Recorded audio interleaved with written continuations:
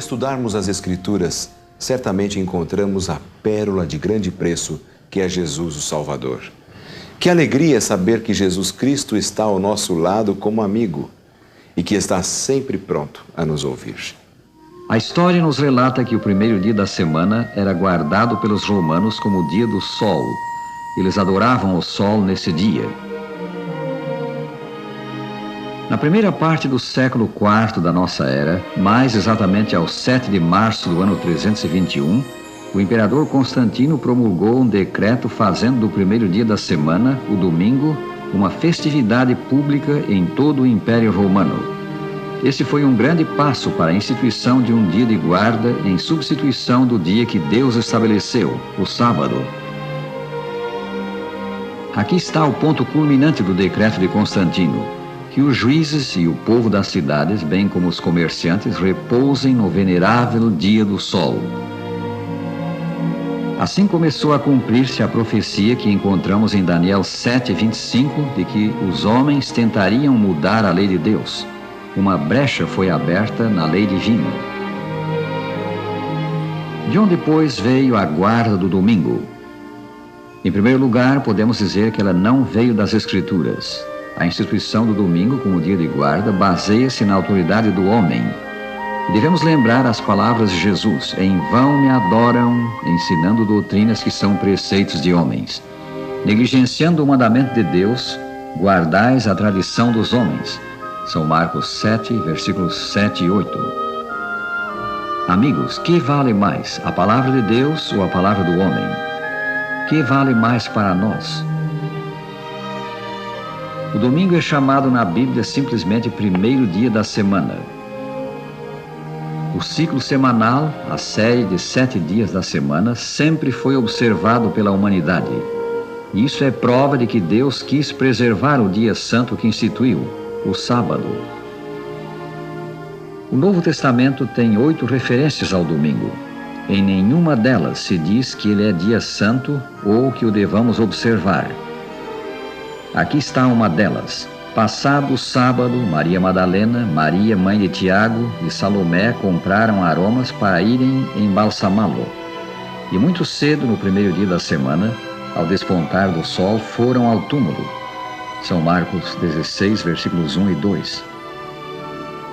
Segundo lemos em São Lucas 23, 56, as mulheres que foram ao túmulo de Jesus no domingo de manhã haviam repousado no sábado segundo o mandamento.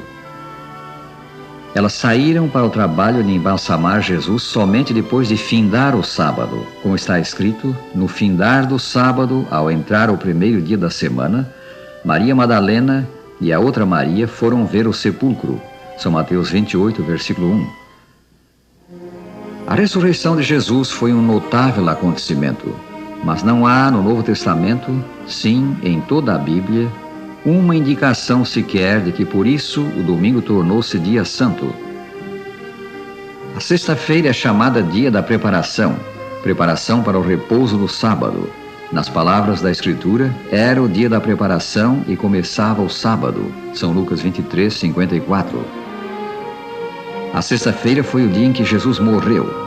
São João esclarece que o corpo de Jesus foi tirado da cruz no dia anterior ao sábado. No sábado, Jesus repousou na sepultura, e no domingo ele ressuscitou gloriosamente. Mas nem Jesus nem os apóstolos ensinaram que devemos guardar o domingo em homenagem à ressurreição. Os seguidores de Jesus guardavam o sábado. Então, diz o autor sagrado, se retiraram para preparar aromas e bálsamos, e no sábado descansaram segundo o mandamento. São Lucas 23, 56. Em resumo, podemos dizer, nenhum preceito bíblico nos manda guardar o domingo. Jesus não alterou a lei.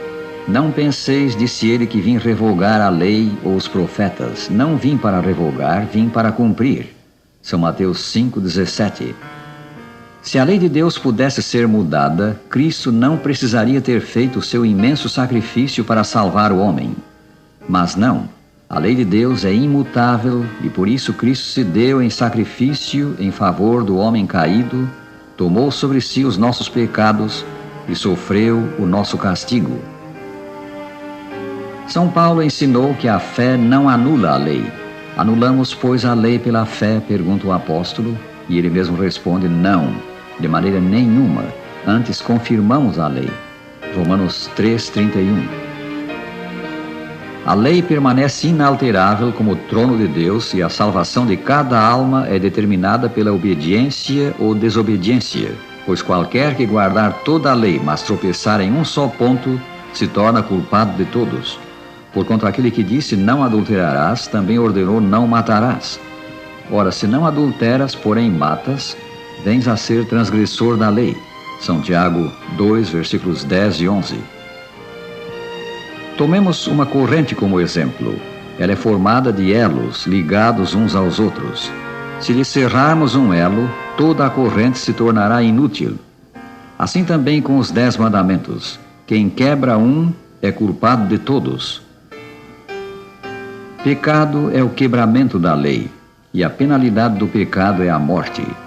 Para salvar o pecador, Deus enviou o seu Filho que provou a morte por nós. A Escritura diz que quantos creem nele não perecem, mas têm a vida eterna. São João 3,16.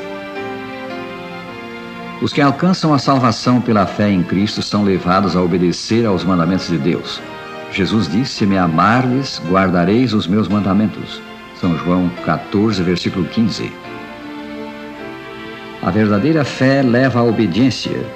Lembramos as palavras do apóstolo: anulamos, pois, a lei pela fé?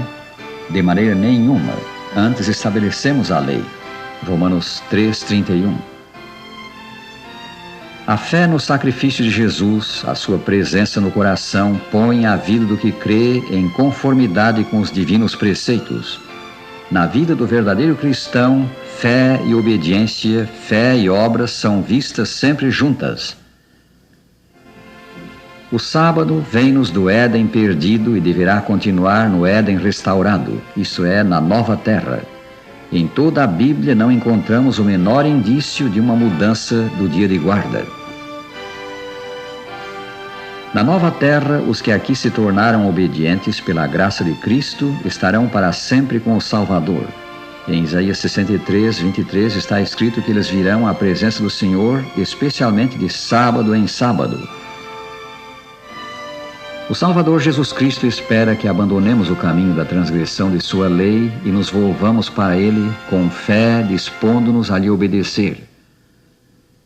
Só Cristo salva, mas a obediência é a prova de que fomos salvos por Jesus.